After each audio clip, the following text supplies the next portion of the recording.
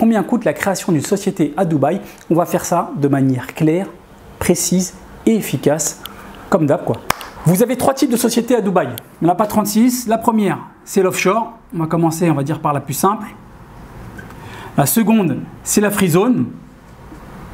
La troisième, c'est la LLC. Okay. Je vous fais une petite présentation rapidement. L'offshore, c'est une société qui a pour objectif de faire de l'optimisation fiscale. C'est pour ceux qui ont des business, des entrepreneurs qui ont des business à l'étranger, à l'extérieur des Émirats, et qui veulent remonter leurs bénéfices dans un endroit, donc ce qu'on appelle les offshore, dans un lieu où l'État taxe très peu, où il y a très peu de fiscalité. Ce qui est le cas de Dubaï. Comme il n'y a pas beaucoup de taxes, vous allez pouvoir créer votre société donc, en offshore, qui est principalement, grosso modo, en fait, c'est un compte en banque finalement, et les entrepreneurs vont remonter leurs bénéfices dans cette société-là. Okay, donc ça, c'est la société offshore. La société free zone, très rapidement, c'est pour ceux qui veulent créer une société à Dubaï, mais qui vont principalement faire du business à l'extérieur, pas à Dubaï. Okay, donc, ou aux Émirats d'ailleurs, hein, parce que ce n'est pas que à Dubaï. Donc ça, c'est ce qu'on appelle les free zones. Et enfin, on rentrera dans le détail pour chacune par la suite. LLC, Liability Limited Company. Grosso modo, c'est l'équivalent de notre SARL, responsabilité limitée. Et celle-ci, pour le coup, elle, contrairement à la free zone, vous allez pouvoir créer une société et avoir une activité sur place, dans les Émirats, faire du business avec les locaux, les résidents, les touristes. Ça, vous allez pouvoir le faire avec la LLC, contrairement à la free zone. Alors, qu'est-ce qui les distingue? On va mettre différents paramètres pour bien clarifier tout ça. Alors, ce qui va les distinguer, premièrement, c'est en termes d'activité. Activité, c'est ce que je viens de vous dire, c'est qu'est-ce qu'on peut faire concrètement. Avec la free zone, vous ne pouvez rien faire. Vous ne pouvez pas avoir d'activité, vous ne pouvez pas avoir de business, vous ne pouvez pas recruter du personnel. Ici, encore une fois, l'offshore, c'est un compte en banque, okay, pour faire de l'optimisation, encore une fois, fiscale. Donc, rien, aucune activité. Ici, la free zone. Alors, la free zone, en théorie, vous avez la possibilité donc d'avoir une activité dans le périmètre de la free zone. Donc, c'est un tout petit périmètre qui va contenir quelques sociétés et théoriquement, vous avez le droit de faire du business avec les boîtes qui sont dans cette free zone. Ça, c'est la théorie. Dans la pratique, plus de 90% des boîtes créent une free zone, une société en free zone pour pouvoir commercer avec l'extérieur. La free zone, on va dire, ok, c'est possible, mais à l'extérieur. Okay, et la LLC, elle, clairement, vous pouvez le faire à la fois à l'extérieur, à la fois dans tous les Émirats.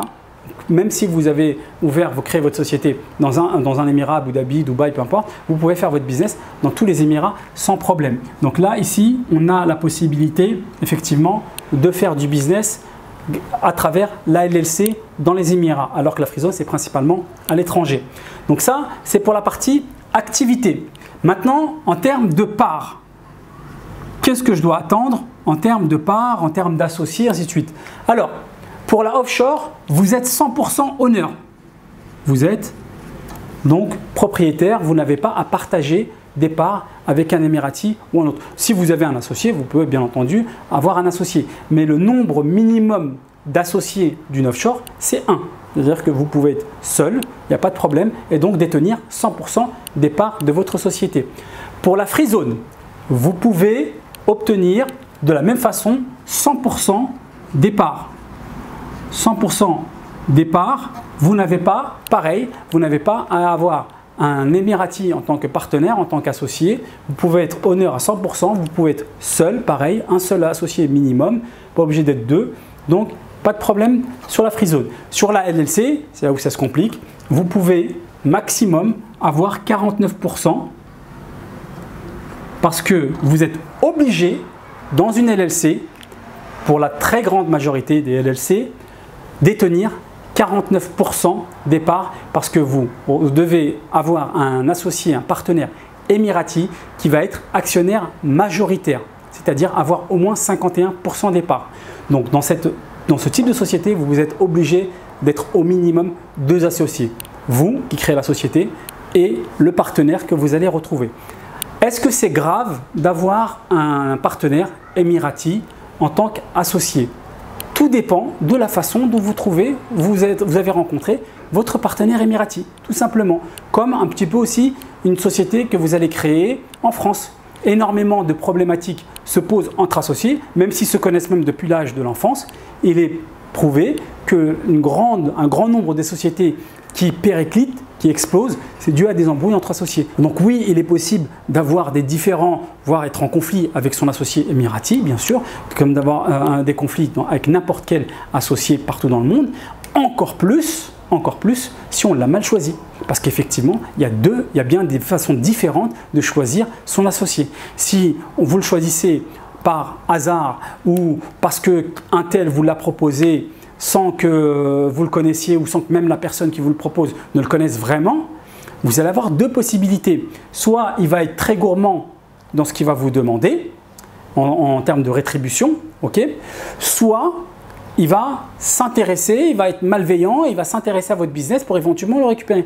Donc là, effectivement, dans ce cas de figure, si vous avez choisi la première personne qui vous est venue ou que vous avez croisé, effectivement, vous risquez d'avoir une mauvaise expérience. Ça, c'est évident.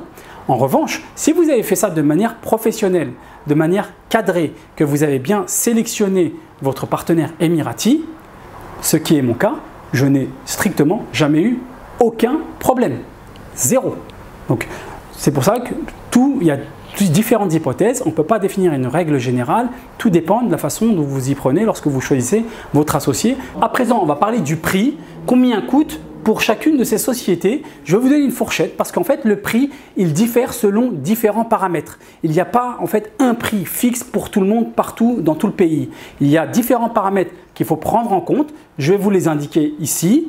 Et aussi, en introduction, un point qui est très important à comprendre, surtout pour nous, Européens, Français, qui n'est pas forcément évident, c'est que lorsque vous êtes en France et vous créez une société, quel que soit le type de société, une SA, SARL, peu importe, c'est le même prix pour tout le monde dans tout le pays, grosso modo. Lorsque vous avez créé votre société, ensuite, vous allez avoir un impôt. Là, l'impôt va changer, va s'adapter en fonction de votre revenu. Ce modèle n'existe pas aux Émirats. Il n'y a pas d'impôt, en tout cas d'impôt sur les sociétés et d'impôt sur le revenu pour le moment. Par contre, ce qui va être considéré quelque part comme un impôt, c'est la création de votre société. Et c'est là qu'ils vont adapter, selon différents paramètres que je vais vous décrire, eh bien, justement, quel prix ils vont affecter selon pour différentes raisons que je vais vous détailler. Donc, ce que je vais vous expliquer, c'est qu'il faut déjà bien comprendre ça. Bien comprendre que croire qu'il y a un seul prix pour tout le monde, partout, tout le temps, c'est ne pas comprendre le fonctionnement des Émirats. Le prix est déterminé par différents paramètres. Le premier paramètre, c'est les services qu'on va inclure lorsqu'on va parler de ce prix. Qu'est-ce qu'il inclut exactement? Eh bien, lorsque vous créez votre société à Dubaï, eh bien sûr, il y a la création de la société dans un premier temps, ce qui est évident. Puis ensuite, juste après, c'est le process de votre visa qui est obligatoire dans les trois cas. Pouvoir processer votre visa, faire votre visa pour pouvoir être résident à Dubaï. Troisième chose, l'ouverture d'un compte. Avoir une société sans avoir un compte, voilà, c'est inutile. Deuxième paramètre qu'il faut prendre en compte, c'est les Émirats. Comme vous savez, les Émirats Arabes Unis est un pays qui est constitué de 7 Émirats. Et non pas un ou deux. Dubaï n'est pas un pays, il est constitué de 7 Émirats. Dubaï, Abu Dhabi, qui est la capitale, Ras Al Khaimah, et ainsi de suite, Fujairah, et ainsi de suite. Donc il y a 7 Émirats. Et ces 7 Émirats, eh bien, le prix de chacune des sociétés n'est pas le même. Si vous créez une société offshore, free zone ou LLC, peu importe, à Dubaï et Abu Dhabi, ça va être là où c'est le plus cher. Ça ne va pas du tout être la même chose que si vous l'ouvrez à Ras Al Khaimah, qui est aussi un point important, ou même à Fujairah, vous comprenez? Ou à Sharjah même. Donc c'est important de savoir de quoi on parle, de quel émirat parle-t-on. Parce que selon l'endroit, selon ce que vous recherchez, vous n'allez pas avoir le même prix. Et j'irai même plus loin, à l'intérieur même d'un émirat, vous avez donc différentes, par exemple, si on parle pas pour la LLC mais pour la free zone. Pour la free zone, eh bien, vous avez différentes free zones par secteur, par une free zone dédiée à l'internet, une free zone dédiée au design, une free zone dédiée, je ne sais pas, au trading, ainsi de suite. Eh bien, chaque free zone, selon ce qu'elle est spécialisée, vous n'allez pas avoir les mêmes prix de création, vous n'allez pas avoir les mêmes prix de renouvellement, ainsi de suite. Donc ça aussi, ça change. Vous avez 45 free zones dans tous les Émirats. Okay, plus de 45 free zones. Donc les prix vont évoluer également. Troisième paramètre qu'il faut prendre en compte, c'est l'année. Je m'explique. Dubaï est un jeune pays. Dubaï est un pays dynamique qui veut vraiment se développer rapidement et clairement créer une société il y a plus de 10 ans à Dubaï, ça n'a rien à voir, ce n'est pas du tout la même histoire, ce n'est pas du tout le même process et les mêmes coûts que de créer une boîte il y a 5 ans. De la même façon, créer une boîte il y a 5 ans, ce n'est pas la même chose que maintenant. Aujourd'hui, les process sont largement plus facilités et donc c'est beaucoup plus rapide en termes de délai et donc aussi beaucoup moins cher. Ça aussi, il faut le prendre en compte. C'est un jeune pays, c'est une start-up si vous voulez, un pays start-up qui est en plein développement et donc il y a beaucoup de choses qui évoluent et donc on ne peut pas comparer à la fois les prix et à la fois les expériences parce que j'entends parfois des gens qui me disent oui, il y a 10 ans pour créer une LLC, c'était horrible, ainsi de suite. Je crois, je veux bien l'entendre sans problème, mais entre aujourd'hui et il y a 10 ans, c'est deux mondes différents à Dubaï. C'est peut-être pas le cas en France, pas une grosse différence en 10 ans et encore, mais à Dubaï, on parle de deux mondes différents. Donc ça, c'est important de prendre ça en compte l'année. Quatrième point, qui est relié un petit peu avec le précédent, c'est les lois. Dubaï est, comme je vous disais, très dynamique. Donc, concrètement, si ils estiment que par exemple cette année, parce qu'il y a l'Expo 2020 qui arrive ou j'en sais rien, et qu'ils veulent davantage de sociétés dans le design, ils vont très rapidement d'une semaine à l'autre passer une loi, vous allez avoir un article qui va passer dans les journaux, dire voilà, cette free zone, admettons un exemple, cette free zone, eh bien on va diviser le prix par 2 pour pouvoir inciter un maximum d'entrepreneurs et de sociétés dans ce domaine précis. Peut-être qu'un an, 2 ans plus tard, le prix remontera. Ça, c'est possible. Les prix peuvent descendre parce qu'ils veulent inciter et de la même façon aussi que les prix peuvent aussi remonter. Mais en général, pour inciter la création d'entreprise, je vois plutôt des prix descendre. Après, par contre, pour des frais d'administration, lorsque la boîte elle est créée, ainsi de suite, je vois plutôt les prix monter. Vous voyez la nuance. Enfin, dernier point, lorsque vous souhaitez comparer les différentes choses, c'est si vous passez par le biais d'une agence. Si vous souhaitez créer votre société par vous-même, bien sûr, ça vous coûtera moins cher. Vous allez le faire par vous-même. Par contre, vous allez devoir gérer tout seul toute la partie administrative qui peut s'avérer compliquée et longue. En réalité, s'il y a quelques années en arrière, à peu près 10 ans, 7 ans en arrière, notamment moi quand j'ai créé ma première free zone, c'était extrêmement difficile de monter une free zone, surtout dans certains Émirats. Aujourd'hui, clairement, selon moi, on peut créer une free zone. Bon, je ne parle pas de toutes les free zones, je ne les connais pas toutes, mais en général, on peut créer une free zone tout seul. Je l'ai fait personnellement aussi, j'ai créé une autre free zone moi-même. On peut le faire tout seul sans passer par le biais d'une agence. Très bien.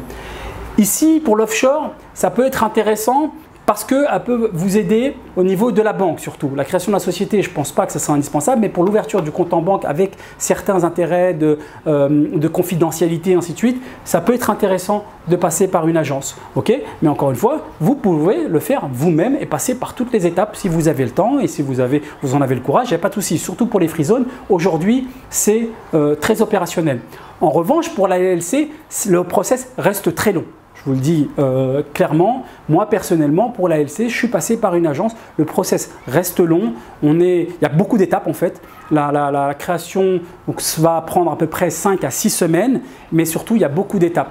Donc si vous êtes lancé à fond dans votre business, vous n'avez pas forcément envie de vous confronter à toutes les problématiques et à gérer tout ça par vous-même. Ça reste aujourd'hui encore chronophage de créer une LLC, contrairement à la free zone et à l'offshore. Okay, donc, encore une fois, pour revenir sur le prix, l'agence, le fait que vous passez par une agence ou non, ça change tout. Si vous passez par une agence, forcément, elle va prendre un prix, elle va prendre sa marge, son coût, pour vous soulager de cette tâche-là. Et bien sûr, selon ce que vous avez négocié, selon l'agence, les prix vont varier. Okay, donc, bien prendre tout ça en compte. Donc, moi, je vais vous donner maintenant des prix où, grosso modo, on va être seul, ok, c'est-à-dire vous allez le faire vous-même, combien les prix commencent. Je vais vous donner une fourchette, encore une fois, comme je vous disais, ça reste des fourchettes, ça varie en fonction de différents paramètres et c'est valable aujourd'hui, peut-être qu'en 2 ans, 3 ans, ça changera encore. Pour l'offshore, on se situe en termes de prix entre 3 000 euros à, max 5 000 euros. Donc pour l'offshore, on se situe entre 3 000 euros création de société, process des visas, ouverture du compte en banque. On parle bien des 3 choses, pas que d'un seul point. Et si vous le faites par vous-même. Donc on est à peu près dans ces eaux-là. La free zone, on va être entre, encore une fois, en incluant les différents services, 3 000 € pareil et 5 000 €. À peu près la même chose. Surtout, là, vous êtes plus proche des 5 000 € si vous créez votre free zone à Abu Dhabi ou à Dubaï. Là, ça va être plus cher. Et vous allez plutôt à un niveau fourchette basse si vous allez dans les free zones éloignées. Mais personnellement, je vous conseille plutôt de rester sur Dubaï. Parce que si vous habitez aussi à Dubaï, c'est beaucoup plus pratique de faire tout ce qu'on a à faire à 15-20 minutes, comme ça, se rendre de chez soi à la partie administrative, plutôt que d'aller à l'autre bout des Émirats, avoir 1h30 aller, 1h30 retour, hors bouchon. Voilà, ça peut s'avérer très compliqué. Donc, si vous habitez à Dubaï, restez. Moi, ce que je vous conseille, c'est de créer votre free zone à Dubaï. OK ? Pour la LLC, là c'est plus compliqué, c'est le gros des business, c'est des LLC parce qu'ils vont vouloir avoir une activité localement. Selon que vous ouvrez un restaurant, si vous ouvrez un établissement accueillant du public, 200 personnes, ou si vous créez un petit shop, ça va complètement varier. Donc là je ne peux pas vous donner une fourchette, mais je vais vous dire à partir de combien ça coûte. Les prix commencent à 6 000 €. Parce que dans la LLC, pour le coup, il y a beaucoup de choses qui vont s'ajouter. Il y a plus que ça, il va y avoir les fils du partenaire, c'est-à-dire que votre Émirati, comme il a la majorité, vous allez négocier en fait, plutôt que lui donner la majorité de vos parts, vous allez dire, ok, ça c'est donc la théorie, hein, Dubaï est toujours la théorie et la pratique, vous allez convenir avec lui, de dire voilà, moi je vais te donner une contribution annuelle, chaque année, on va se mettre d'accord, je te remets cette contribution annuelle et tu me laisses gérer mon business tranquillement. Donc ça, c'est dans le cas où vous avez bien choisi votre Émirati. Combien il va demander, ça varie en fonction de votre business, en fonction de l'Émirati que vous allez trouver. Je vais vous donner encore un prix de départ, de base, approximatif. Après, encore une fois, ça varie. C'est 15 000 dirhams minimum. Donc 15 000 dirhams, on est à peu près à 4 000 €, grosso modo, 4 000 € par an. Okay, là, on parle par an. Donc ça, concrètement, comment on doit le voir ça? Eh bien, ça, vous devez le voir en fait comme un impôt. Si vous vous dites ah, mais ça coûte extrêmement cher de créer une société, oui, la création de la société, si on compare par rapport en France, c'est plus cher. Par contre, ce qu'il faut bien comprendre, c'est qu'à derrière, vous n'avez pas d'impôt. Donc c'est pour ça que c'est à double tranchant. Et donc c'est pour ça que moi, je passe par justement cette possibilité d'abord de tester mon marché. Vous voyez, comme ça, si ça ne marche pas, j'ai pas dépensé excessivement. Et si ça marche, je développe en passant par là.